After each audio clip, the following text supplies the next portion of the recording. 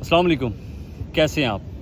پچھلے 2 دنوں کے واقعات نے جہاں بہت سی چیزیں کلیئر کی ہیں، وہیں پہ یہ بھی کلیئر کیا ہے کہ as you sow shall you reap, یا پھر what goes around comes around.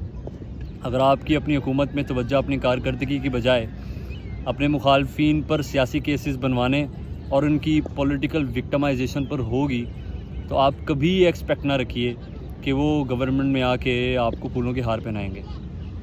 جو 2 دنوں میں ہوا، جو خان صاحب کا اریسٹ ہوا، وہ ایکسپیکٹڈ تھا، لیکن پولیٹیکل وکٹمائزیشن اور خان صاحب کا جو اریسٹ ہے اس کو کبھی بھی جسٹیفائی میرے اوپینین کے مطابق نہیں کیا جا سکتا۔ کیوں؟ وہ اس لیے کہ پولیٹیکل وکٹمائزیشن چاہے عمران خان صاحب کی PMLN کے خلاف ہو یا سعد رضوی یعنی کہ TLP کے خلاف ہو، یا پھر پولیٹیکل وکٹمائزیشن نون لیگ عمران خان صاحب کے خلاف ہو، پولیٹیکل وکٹمائزیشن ہر صورت میں کسی بھی شخص کے خلاف انجسٹیفائیبل ہے۔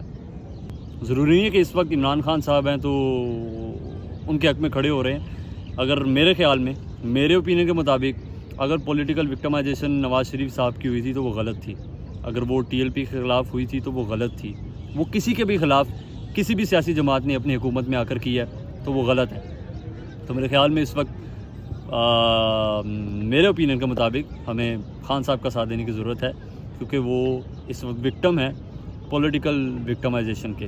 یہ چیز جو ان 2 دنوں میں کلیئر ہوئی ہے وہ یہ ہوئی ہے کہ ہم نے یہ پروف کر دیا ہے کہ we are a mob not a nation. دیکھیں، یہ بات ایکسپیکٹڈ تھی، اور انڈاؤٹڈلی عمران خان صاحب اس وقت پاکستان کے one of the populous leader ہیں، بلکہ موسٹ پاپولس لیڈر ہیں۔ شاید ہی تاریخ میں کبھی اتنی پاپولیرٹی کسی کو ملی ہو، تو یہ بات ایکسپیکٹڈ تھی کہ جب خان صاحب کی گرفتاری ہوگی کہ تو ایک پبلک ریئیکشن آئے گا، پبلک کا غصہ آئے گا۔ لیکن یہ کیسا غصہ ہے کہ جس نے آپ کو سرکاری املاک کو نقصان پہنچانے پر مجبور کر دیا؟ یہ کیسا غصہ ہے کہ جس نے آپ کو سرکاری عمارتوں کو، لوگوں کی پبلک پراپرٹی کو آگ لگانے پر مجبور کر دیا؟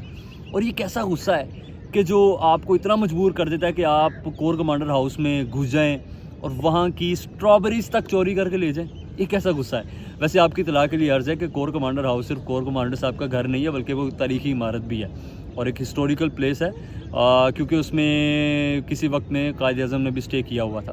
تو انڈائریکٹلی آپ نے ایک قومی ورثے کو نقصان پہنچایا ہے، تو کبھی بھی اس بات کو جسٹیفائی نہیں کیا جا سکتا۔ مہذب اقوام میں ایسا نہیں ہوتا، احتجاج ہر جگہ پہ ہوتا ہے۔ 2 لاکھ بندہ بھی سڑکوں پہ نکل آتا رہا اور پرامن احتجاج کرتا تو میرے خیال میں اس کا بہت زیادہ افیکٹ ہونا تھا۔